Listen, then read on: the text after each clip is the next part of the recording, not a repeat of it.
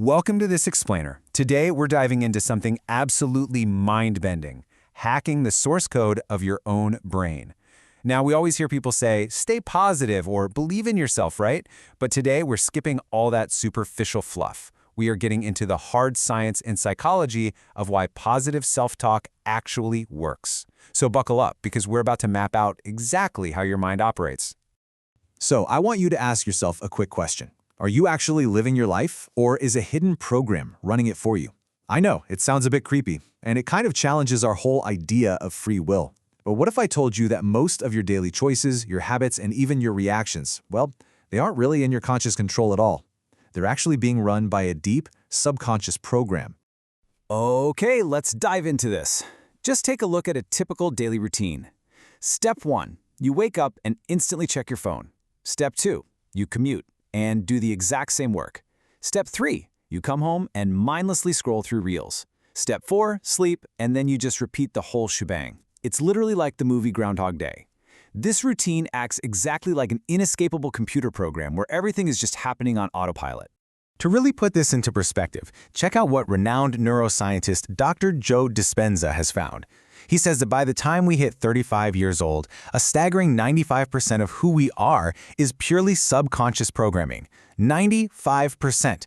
It's this massive, deeply rooted mix of beliefs, unconscious habits, and emotional reactions. That leaves a measly 5% for our conscious desires, the things we actually want to achieve. And honestly, this is exactly why relying on sheer willpower almost always fails.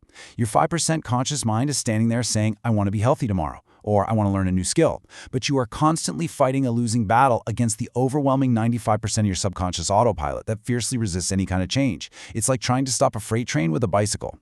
Let's ground this with a real-world case study. The year is 2012, and we're looking at cricket superstar Virat Kohli. This was a huge turning point for him. He was playing on the national team, sure, but his poor eating habits and lack of fitness discipline were seriously holding him back from true greatness. His old subconscious program was literally capping his potential. So instead of just fighting his mind with willpower, he realized he had to rewrite its source code. The source code is that foundational programming that dictates all those automated behaviors.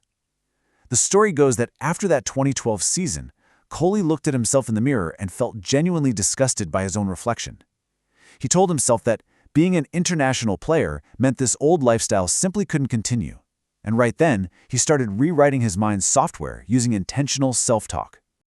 Listen to this absolutely powerful quote by Bruce Lee. Don't speak negatively about yourself, even as a joke. Your body doesn't know the difference. Words are energy and cast spells. That's why it's called spelling.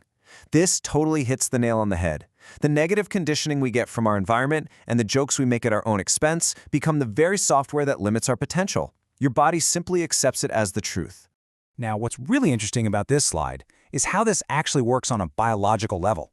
The brain's language is made up of thoughts and logic, but the body's language, that's all about feelings and emotions. So your mind might logically want success, but if your body doesn't feel it emotionally, you're never going to take the necessary action. Positive self-talk is the bridge between the two. So how do we actively rewrite this old autopilot? You literally have to replace your limiting words with empowering ones. Swap out I am lazy for I am hardworking. Change I am weak in studies to I am a genius. But here is the catch, and this is super important. The new words have to be believable enough for your mind to accept them. If they feel completely fake, your subconscious will just reject them right out of the gate. To make this real, here is a highly actionable 10 to 15-minute daily blueprint you can use to bridge that gap between your thoughts and feelings. Step 1, write down your new affirmations. Step 2, speak them aloud. Step 3, mentally visualize the scenario. And Step 4, which is absolutely crucial, feel the emotion deeply in your body. And we know for a fact this isn't just motivational fluff. Going back to Kohli, he used this exact visualization technique right before the 2014 Australia tour.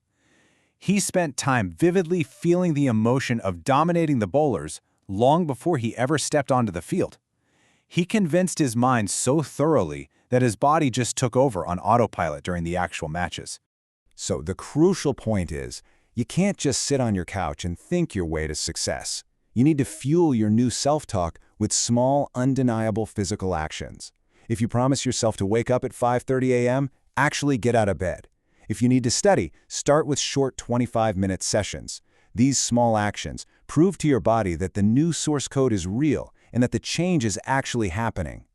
And when you successfully align your self-talk with your actions, the results are incredible. 81. That is the staggering number of centuries Virat Kohli has smashed in international cricket today. It is the ultimate, undeniable proof of what reprogramming your mind's source code can actually do for your life.